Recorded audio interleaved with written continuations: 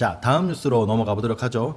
1200조 서울 아파트 그리고 이제 1600조 비트코인, 이 둘 중에 당신의 선택은 무엇일까? 라는 주제로 이야기해 보도록 하겠습니다. 자, 여러분, 2024년 9월 현재 서울 아파트 가격이 급등해서 작년 대비 무려 35조 원이 증가했다고 합니다. 서울의 모든 아파트 가격을 합쳐보니까 무려 1189조 4800억으로 증가했다고 하는데요. 이제 해당 뉴스가 시사하는 바가 무엇인지, 한국 경제 그리고 나에게 직접적으로 어떤 영향이 있는지가 궁금하잖아요. 서울 부동산 시가총액 상승이 가져올 영향에 대해서 한번 알아보도록 하겠습니다. 자, 오늘 기사는 디지털 타임즈 이윤희 기자님의 기사를 가지고 왔습니다. 연합뉴스네요. 9월 현재 서울 아파트 값이 작년 대비 35조 늘어나서 1189조 4800억으로 집계됐다고 합니다. 2021년 1214조 6600억 이후 최고치를 기록했고요. 전국 아파트 가격이 2561조 9500억 원으로 작년보다 49조 3000억 증가했습니다. 하지만 의외로 재건축 대상 아파트 시가총액의 증가폭은 평균 이하고요. 전국적으로 봤을 때 인천의 아파트 가격은 소폭 상승했는데 경기도, 부산, 대구 같은 경우에는 감소했다고 해요. 자, 이 기사를 통해서 저희가 몇 가지를 유추할 수 있는데요. 첫 번째는 기자들이 부동산 R114라는 사이트의 자료를 자주 첨부한다는 거예요. 우리도 이 사이트에 익숙해지면 기자들만큼 빠르게 정보를 얻을 수 있다는 건데요. 여러분, 부동산 들어가서 부동산 R114 포털 사이트에 바로 나오죠. 네, 여기에 들어가 보시면 여러분 뭐 매물, 시세, 뉴스, 분양 깔끔하게 나와 있습니다. 이렇게 내려보면은 이번 주 분양 어떤 분양이 있는지도 바로 나와 있고요. 여기 제가 며칠 전에 했던 청담루엘 민간 분양에 대해서도 지금 나오고 있죠. 이런 것들 조금 쉽게 볼 수 있다는 게 장점인데, 뭐 이 사이트를 띄워주기 위해서 기자들이 사용하시는 것은 아닌 것 같고요. 이런 빅데이터들을 통해서 이제 기사를 제공하는 것 같아 보입니다. 그래서 이 사이트를 어떻게 해야 잘 사용할 수 있는지는 제가 좀 연구를 더 해보고 여러분들이 확실하게 사용하실 수 있게끔 준비를 해볼 건데요. 뭐 그게 아니어도 여러분들은 제 영상만 보셔도 충분합니다. 제가 이제 앞으로는 영상에 매주 전국 시세나 우리가 꼭 알아야 되는 부동산 통계 정보를 화면에 띄우거나 그렇게 할 예정이거든요. 기대해 주시고요. 꾸준히 발전해 나가도록 할 테니까 여러분들은 이 타이밍에 구독과 좋아요 그리고 알림 설정만 해주시면 됩니다. 지금 영상 촬영 기준으로 9월 23일인데 여러분 조금만 더 힘내주시면 구독자 1000명이 될 것 같거든요. 여러분 많은 관심 부탁드립니다. 계속 이어서 가도록 하겠습니다. 우리가 주식시장에서는 이제 시가총액이라는 말을 많이 썼는데 최근 기사에서도 부동산 시가총액이라는 말이 등장하기 시작했습니다. 특히나 뭐 서울 아파트 시가총액, 전국 아파트 시가총액, 어떤 아파트 시가총액, 특히나 이제 이 공동주택 아파트에 대해서 많이 이야기를 하는 걸 볼 수 있습니다. 이 시가총액에서 시가는 시장 가격을 뜻하는 거고요. 결국에는 우리가 이제 지금 현재 시장에 나오는 매물들의 가격을 봤을 때 그 총액이 이러이러하다라는 건데요. 이 기사에서 등장한 시가총액은 2024년 9월 현재 서울에 등기된 모든 아파트 가격의 총액을 주제로 이야기하고 있고요. 특히나 아파트라고 하면은 여러분 5층 이상의 공동주택을 아파트라고 하는데요. 오피스텔은 주택이 아니라 준주택이기 때문에 이 통계에는 포함이 되지 않고요. 계층에서 5층, 6층인데 아파트로 분류가 되지 않는 그런 빌라들도 있어요. 가령 예를 들어서 1층이 주차장이다. 주차장은 층수로 산입 안 되기 때문에 내가 눈으로 봤을 때 5층이라고 해도 1층이 필로티 구조로 돼 있어서 주차장이다. 그러면 5층짜리도 빌라다. 이렇게 보시면 좋을 것 같습니다. 자, 두 번째, 재건축으로 인한 가격 상승 기대가 감소했다는 소식인데요. 아까도 나왔지만 재건축 대상 아파트의 가격 상승률이 떨어졌다고 해요. 지금 당장 생각나는 건 뭐 압구정 현대가 떠오르는데요. 압구정 현대가 재건축 계획이 계속 나오고 있는데도 아직 재건축이 이루어지지 않고 있잖아요. 그리고 이제 뭐 대표적으로 음마 아파트 이런 것도 볼 수 있겠죠. 음마 아파트 같은 경우에는 정말 오래된 아파트인데도 꾸준히 가격이 상승했던 걸로 유명한데 지금은 그 가격 상승 기대가 조금씩 줄었다고 볼 수 있습니다. 지금 부동산 아파트 시장에서 가장 뜨거운 소비자는 역시 30대, 40대 그리고 50대까지 볼 수 있는데 이런 재건축에 대한 기대보다는 지금 당장 내가 효과를 볼 수 있는 신축에 대한 기대가 더 많이 늘었다. 이렇게 해석을 하고 있습니다. 그게 재건축 기대를 할 수 있는 아파트 같은 경우에는 저렴하게 살 수 있어야 되는데 이미 가격이 오를 대로 올랐기 때문에 재건축이 된다고 해도 투자 수익을 얻을 수 없다. 뭐 이런 것들이 좀 단점으로 작용하기도 했겠죠. 이런 자정작용이 지나고 나면 이 재건축 기대를 할 수 있는 아파트 가격도 조금은 떨어지지 않을까, 그렇게 예측해 볼 수도 있을 것 같습니다. 자, 그리고 이제 서울 외지역은 어떻게 될 것이냐. 인천 같은 경우에는 가격이 조금 상승했다고 나왔는데 그것은 지금도 계속 입주가 이루어지고 있는 인천 서구의 검단 신도시의 영향으로 가격 방어가 이루어진 것으로 좀 추정하고 있습니다. 그것은 제가 지금 거기에서 일을 하고 있기 때문이죠. 제가 찾아보지 않아도 유추할 수 있는 그런 부분이었고요. 그 외 지역은 광역시권에서조차 하락이 보이고 있는데요. 사회 문제에서 양극화라는 표현을 많이 쓰는데 대한민국 부동산 같은 경우에는 단극화 혹은 일원화 이제 이런 말을 많이 쓰고 있습니다. 실제로 모든 부동산 투자 자산이 강남, 서울 강남권으로 집중되는 것을 확인할 수 있거든요. 우리가 서울 강남에 투자 못하는 이유는 뭐다? 그만큼 시드머니가 적기 때문이죠. 그렇다면 지금 이 타이밍에 서울 강남에 진입할 수 있는 그런 부동산 리츠, 주식 같은 경우에도 미국 주식 예를 들어서 뭐 미국 주식 같은 경우에는 뭐 한 주당 40만 원, 50만 원 하는 주식도 있는데 카카오페이 같은 주식 사이트를 이용해서 내가 원하는 가격만큼 쪼개서 구매할 수도 있거든요. 비트코인도 마찬가지죠. 비트코인 하나는 8천만 원 정도 하는데 내가 원하는 만큼 뭐 8천 원치 살 수도 있고 만 원치도 살 수 있고 그렇잖아요. 그만큼 주식 투자하기가 좋아졌는데 그렇다면 부동산 투자도 그러지 말라는 법이 없죠. 그렇지만 이제 리츠 같은 경우에는 이 정도로 고도화가 진행되지 않았는데 그것은 제가 지난 영상에서도 말했지만 부동산 가격을 디지털화 시켜서 쫓아가기가 좀 힘든 것 같더라고요. 아마 그런 것들을 제대로 잡아 정보로 제공할 수 있는 사람이 차세대 부동산 승자가 되지 않을까 생각되고요. 제가 그런 걸 준비하고 있습니다. 이제 생각한 거기 때문에 언제 될지는 잘 모르겠어요. 조금 힘을 많이 쏟아야 되는데 뭐 다양한 부동산 전문가들도 엄두도 못 내고 있는 거 보면 그게 참 어려운 일인 것 같습니다. 저도 저 나름대로 최대한 열심히 한번 해보도록 하겠습니다.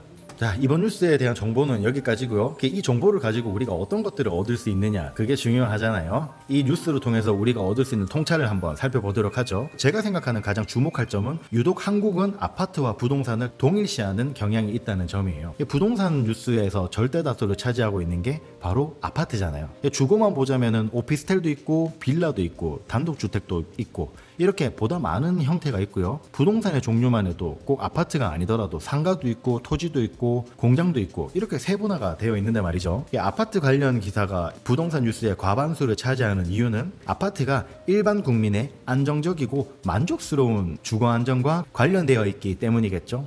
안정적인 주거에 투자까지 끼어 있기 때문에 아파트의 가격에 따라서 우리의 이 중심이 마구마구 흔들리게 되는 것 같습니다. 네, 통계를 보면은 이제 강남 3구 그리고 마용성 같은 경우에는 주거에 더해서 투자 가치와 명품 수집이라는 이런 세 마리 토끼를 모두 잡을 수 있는데 반해서 그 밖에 서울 그리고 지방으로 갈수록 투자 가치가 떨어지고 있는 게 이제 이런 통계를 통해서 확인할 수 있는 부분입니다. 바꿔 말하면 지방 아파트의 투자 가치는 날이 갈수록 떨어지고 있다는 건데요. 이제 떨어지는 낙엽을 손으로 잡지 말라 이런 속담이 생각나네요. 아파트 시세 사정이 이러다 보니까 서울에 살지 않더라도 금전적인 여유가 있다면 서울의 아파트를 사고 그 아파트에 전세를 주고 자신은 그 전세금으로 지방 아파트에 전세를 사는 게 오히려 현명해 보인다라는 생각입니다. 그렇기 때문에 실제로 지방의 투자 자금이 서울로 더 모이고 있다라는 뉴스도 많이 보이고 있죠. 그에 더해서 지방에는 더 이상 신축이 생겨날 이유가 있을 정도로 인구 감소가 진행되고 있는 것도 눈에 보이고요. 그나마 이제 수도권 같은 경우에는 아파트 가격을 어느 정도는 방어해 나갈 거예요. 뭐 동탄, 과천, 뭐 평촌 이런 것들, 동탄, 과천, 판교, 분당, 서울과 근접한 곳은 뭐 잘 방어를 해 나가겠지만 광역시조차도 이제 소멸이 점점 이루어지고 있기 때문에 그보다 못한 우리가 시단위 그 아래 뭐 읍면리 이런 데 같은 경우에는 지방 소멸화, 사막화가 점점 더 가속화될 것 같습니다. 근데 여러분 이 사실을 아셔야 되는데요. 사실 아파트의 수익률은 연간 10%를 넘기기 힘들거든요. 이게 일반적으로는 대략 3에서 6% 정도를 왔다 갔다 하는 수준이라는 거죠. 뭐 우리가 어떤 사업을 한다 혹은 이제 투자를 한다라고 했을 때 3%에서 5% 수익률은 되게 작은 수익이거든요. 그런데 문제는 뭐냐? 아파트 구매에는 어마어마한 장점이 하나 있다는 거예요. 그게 바로 주택담보대출이라는 레버리지를 활용할 수 있다는 거죠. 우리가 이제 사업자 같은 경우에는 웬만큼 성공한 사업이 아니면은 은행에서 대출을 안 해주잖아요.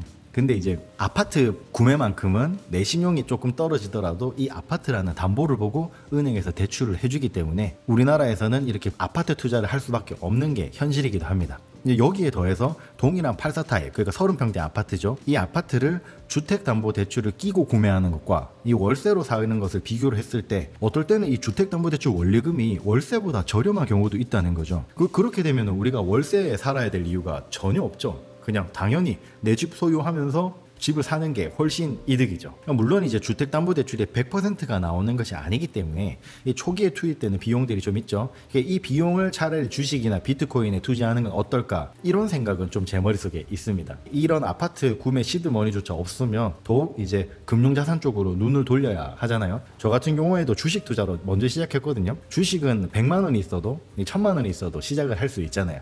반면에 아파트 투자 같은 경우에는 1000만 원으로 투자하기 힘든 게 현실이죠. 옛날 박근혜 정부 시대 최경환 경제부총리 있던 시절에는 정말 10원 한 푼 없이도 아파트를 구매할 수 있었던 제로금리로 주택담보대출을 받을 수 있던 시기도 있었는데, 지금은 보통 4% 5% 정도 들어가고 이제 DSR 적용까지 됐기 때문에 서울에 있는 고가 아파트 구매하기는 정말 힘들다고 볼 수 있겠죠. 그렇게 되면은 차라리 괜찮은 적당한 월세에 살면서 비트코인에 투자하는 게 훨씬 더 낫지 않나. 왜냐면 저도 최근에 이제 비트코인에 조금 더 확신을 가지고 있기 때문에 보다 유동성이 있는 이런 비트코인 금융자산에 투자하는 게 어떨까, 그런 생각을 하고 있습니다. 여기서 중요한 건 여러분, 제가 말하는 건 정말 비트코인이에요. 저는 비트코인과 이더리움을 제외한 나머지 모든 알트코인들은 그냥 사기라고 생각하고 있거든요. 그런 코인들은 일종의 게임, 그냥 이제 피망 맞고 하이로 이런 가상 도박 투자에 불과하다, 저는 그렇게 생각을 하고 있습니다. 물론 그 흐름 가운데 누구는 이득을 볼 수는 있겠지만 저는 그게 긍정적인 투자는 아니라고 봐요. 그래서 저는 제가 가진 자산 중에 5%, 저는 조금 더 욕심을 내서 한 10% 정도까지는 비트코인과 이더리움 비중을 좀 가지고 갈 것 같아요. 이렇게 보니까 서울의 아파트를 못 살 것 같으면 그냥 지방에서는 월세나 전세에 사는 게 훨씬 유리하겠다, 저는 그런 생각을 합니다. 월세가 조금 더 비용은 나가고 아무래도 좋은 주거를 할 수 없다는 단점이 있긴 하지만 나한테 유동성이라는 자유를 주기 때문에 언제든지 월세 계약이 끊으면 나갈 수가 있잖아요. 아주 큰 장점이 되는 건데, 여러분이 만약에 지방에 아파트 잘못 샀다가 못 팔면은 그냥 그대로 묶여버리는 겁니다. 주택담보대출 이자는 계속 나가고 있는데 내 자금 사정은 좋지 않고, 그렇게 해서 신용불량자 되고 아파트 경매 넘어가는 거 순식간이라는 거죠. 근데 저는 요새는 그렇게 생각해요. 지방 아파트 같은 경우에는 경매조차도 나가지 않을 수 있겠다, 이런 생각이 듭니다. 모든 투자 자금이 서울, 그것도 강남 3구 마용동으로 모인다라는 거를 부정적으로 볼지 긍정적으로 볼지, 이런 것들은 우리가 뒤로 미뤄둬야 돼요. 어쨌든 우리가 살아남아야 되기 때문에 어떻게 하면 그 달리는 버스에 내가 승차할 수 있는지, 그것들을 선택해야 될 것 같습니다. 과연 여러분은 이런 국면에서 지방 아파트에 투자를 이어나갈지, 그게 아니라 돈이 있어서 서울의 아파트를 투자를 할지, 아니면 풍부한 유동성과 아주 큰 투자 수익을 예상할 수 있는 비트코인에 투자를 할지, 과연 여러분들은 어떤 선택을 할지 궁금하네요. 그런 내용들을 댓글로 달아주셔서 우리가 긍정적인 토론 이어나가면 너무 좋겠죠. 제가 웬만하면 모든 댓글에 다 답글을 달아드리거든요. 여러분 많은 댓글 남겨주시면 감사하겠습니다.